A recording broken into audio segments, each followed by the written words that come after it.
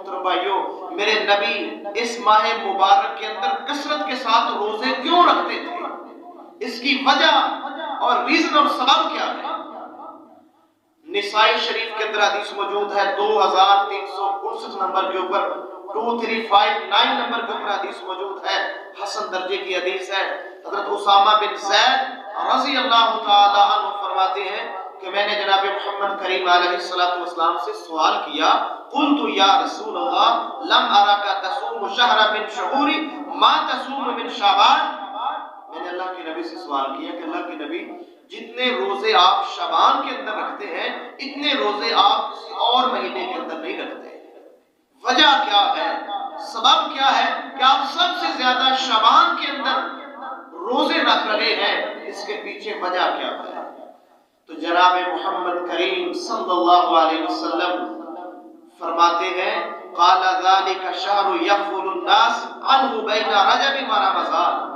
اللہ کے نبی فرماتے ہیں کہ لوگ جو رجب اور رمضان کے درمیان مہینہ ہے اس کی عظمت سے لوگ اس کے بارے میں غفلت کا شکار ہیں، لوگ اس کی عظمت اور اس کی رفعت سے غافل ہیں، یہ اتنا عظیم مہینہ ہے۔ اللہ کے نبی فرماتے ہیں سبب کیا ہے اس مہینے کی عظمت کا، اس کی رفعت کا سبب کیا ہے؟ اللہ کے نبی فرماتے ہیں وَهُوَ شَهْرٌ تُرْفَعُ فِيهِ الْأَعْمَالُ إِلَىٰ رَبِّ الْعَالَمِينَ۔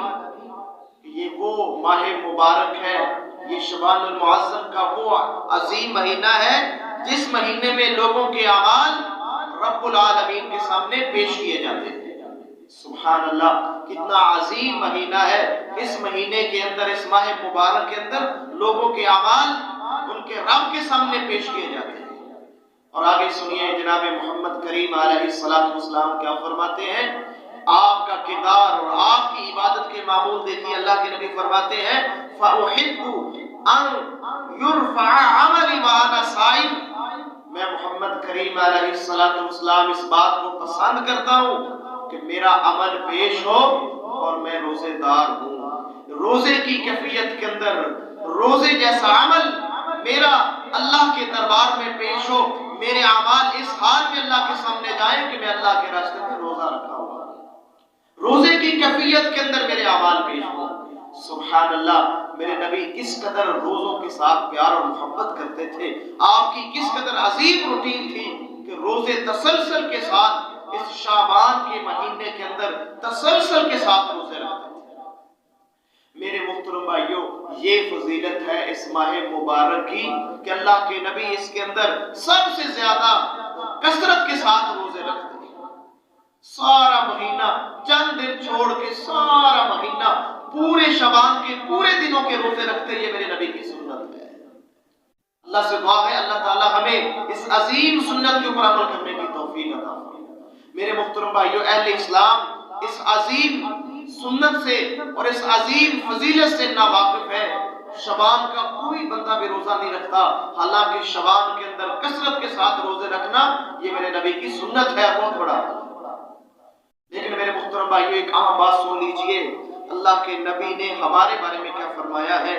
جامع ترمذی کے اندر حدیث موجود ہے 738 نمبر کے اوپر، 738 نمبر کے اوپر حدیث موجود ہے۔ جناب محمد کریم علیہ السلام ہمیں فرماتے ہیں قال رسول اللہ صلی اللہ علیہ وسلم اذا بقي نصف من شعبان فلا تصوموا، کہ جب آدھا شعبان رہ جائے اس وقت تم روزے نہ رکھو۔ یعنی آدھے شعبان تک امت کو حکم ہے کہ روزے رکھیں، تسلسل کے ساتھ رکھ لیں، ایک چھوڑ کے ایک رکھ لیں، یہ حکم ہے۔ لیکن جب آدھا شعبان گزر جائے، آدھا شعبان باقی رہ جائے، اس کے بعد روزے نہیں رکھتے۔ اس کی وجہ یہ ہے تاکہ لوگ رمضان کے اندر ان کو کمزوری اور ضعف کا سامنا نہ کرنا پڑے، اس سے پہلے وہ اپنی طاقت کو حاصل کرنے اور رمضان کا پورا مہینہ جو فرض روزے